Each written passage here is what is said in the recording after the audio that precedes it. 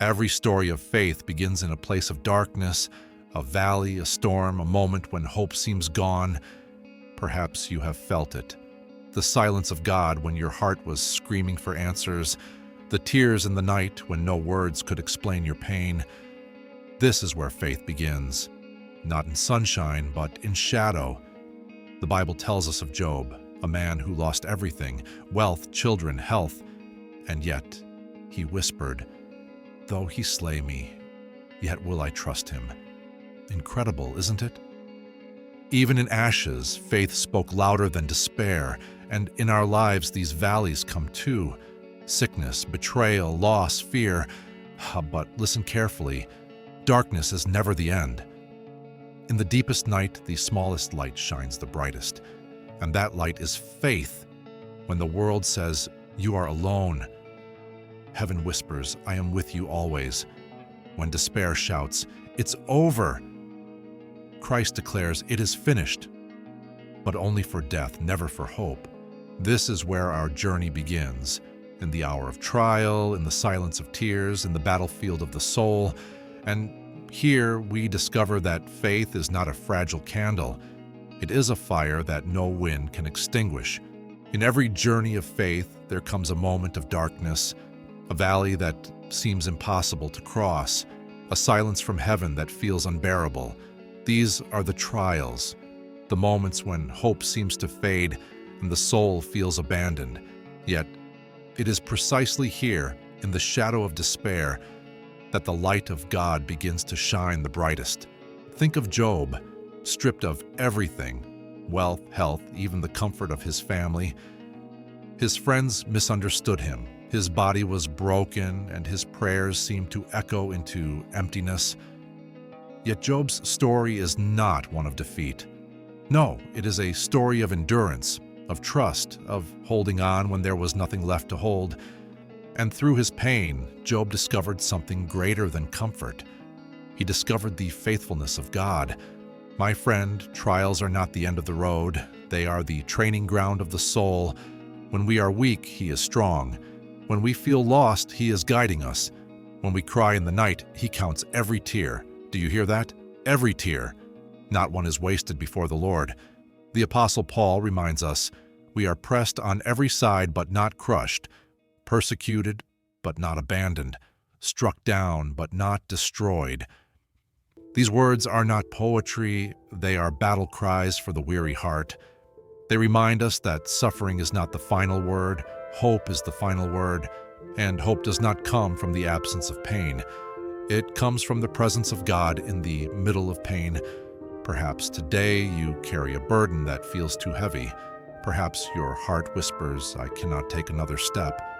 And yet, here you are listening, searching, longing for a sign. And this is your sign. You are not alone. Even in the silence, God is near. Even in the shadows, His hand is guiding you.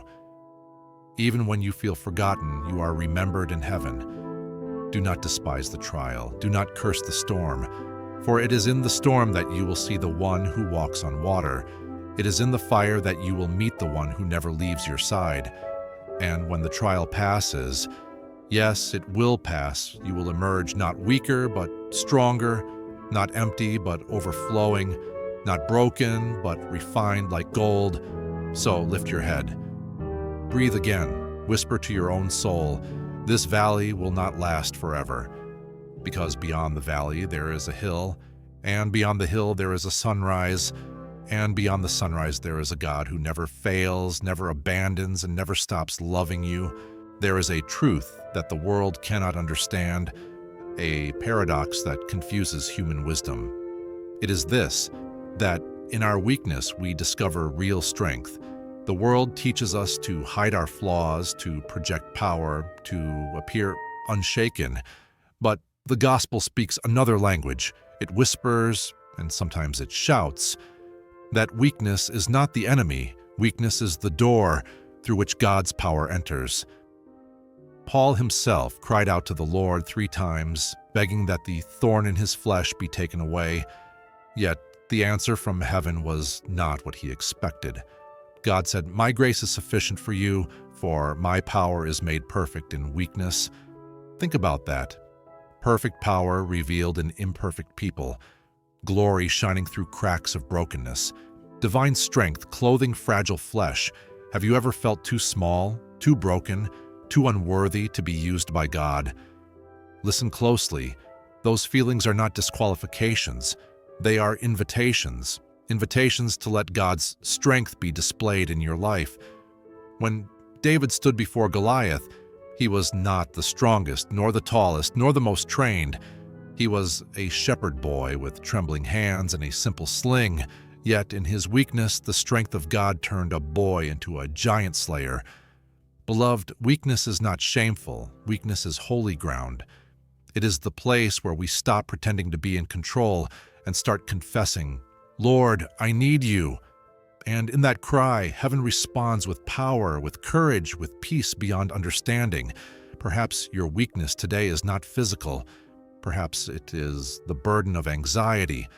Perhaps it is the fear of tomorrow. Perhaps it is the weight of failure.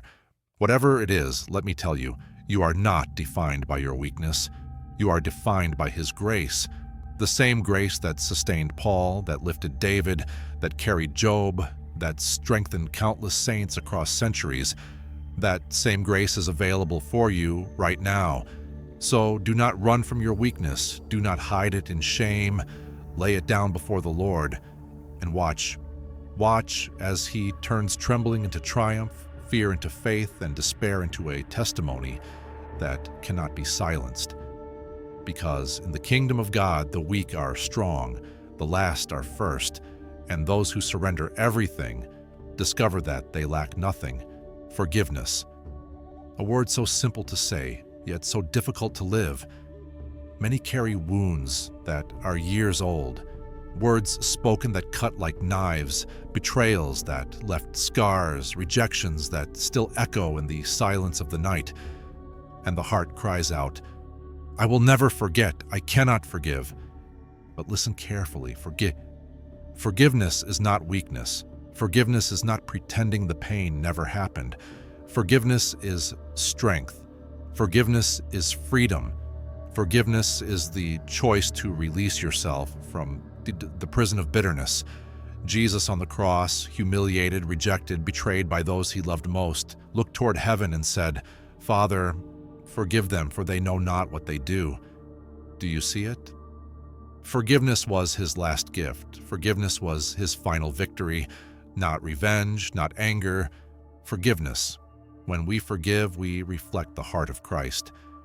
We say with our lives, the pain is real, but love is stronger. And in that choice, chains begin to fall.